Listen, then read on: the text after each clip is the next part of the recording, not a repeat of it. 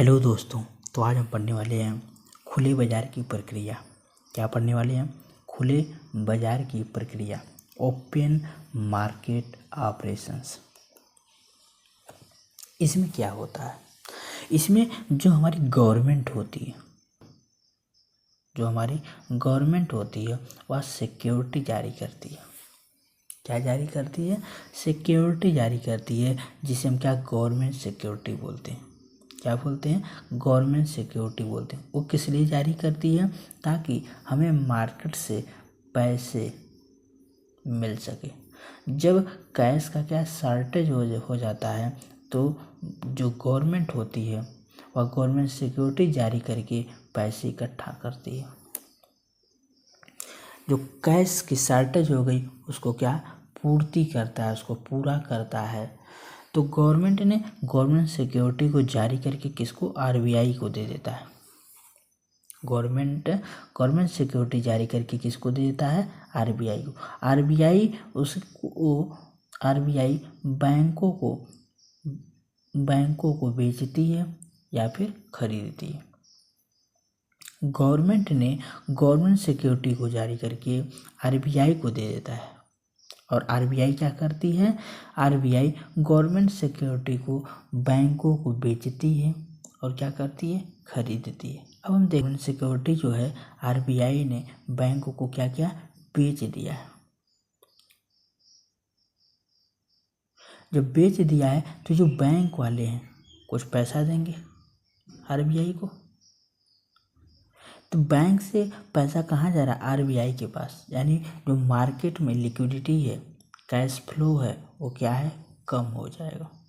वहीं दूसरी तरफ जब आरबीआई बैंक से खरीदेगा, यहाँ पर बेच रहा था, यहाँ पर क्या कर रहा है?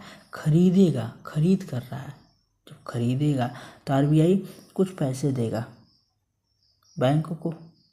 ये पैसा जो बैंक के पास जो पहुँचा, यानी मार्केट में लिक्विडिटी बढ़ गई, कैश फ्लो अधिक हो गया।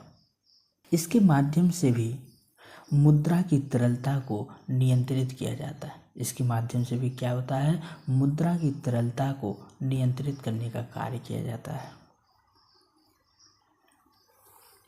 आगे हम इसी में देखेंगे रेपो रेट और बैंक रेपो रेट, और दूसरा है मार्जिनल स्टैंडिंग फैसिलिटी रेट। क्या होता है? तो जो रेपो रेट होता है ये आरबीआई प्रोवाइड कराता है बैंकों को, लेकिन कैसा ऋण है? ये अल्पकालीन ऋण है। कैसा ऋण है? अल्पकालीन ऋण है। इसके माध्यम से भी क्या तरलता नियंत्रित की जाती है। यानी रेपो रेट को जब हम बढ़ा देते हैं तो तरलता घट जाती है। दूसरी तरफ है बैंक रेट। बैंक रेट एक ऐसा ऋण है, ये दीर्घकालीन अवधि के लिए ऋण है।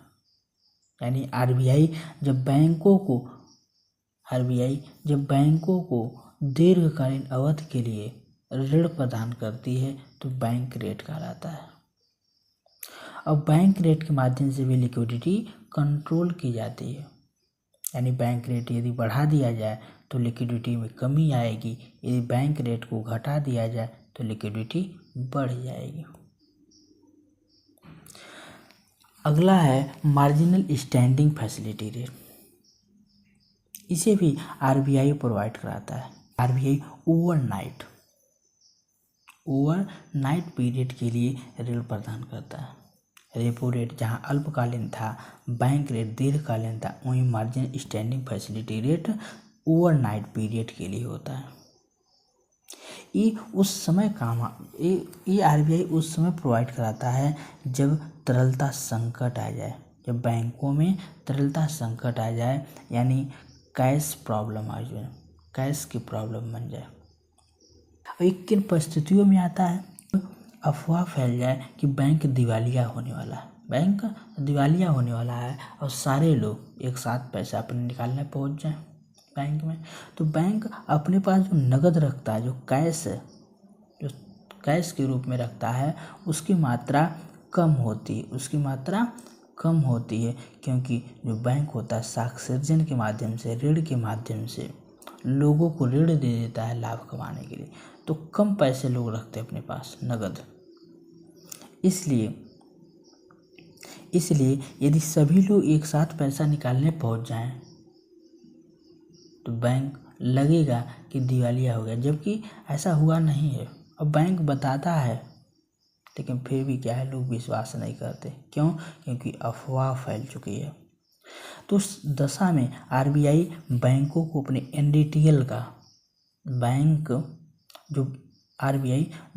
का जो एनडीटीएल होता है, उस बैंक का जो एनडीटीएल होता है उसका 2% आरबीआई उसे प्रोवाइड कराता है कैश,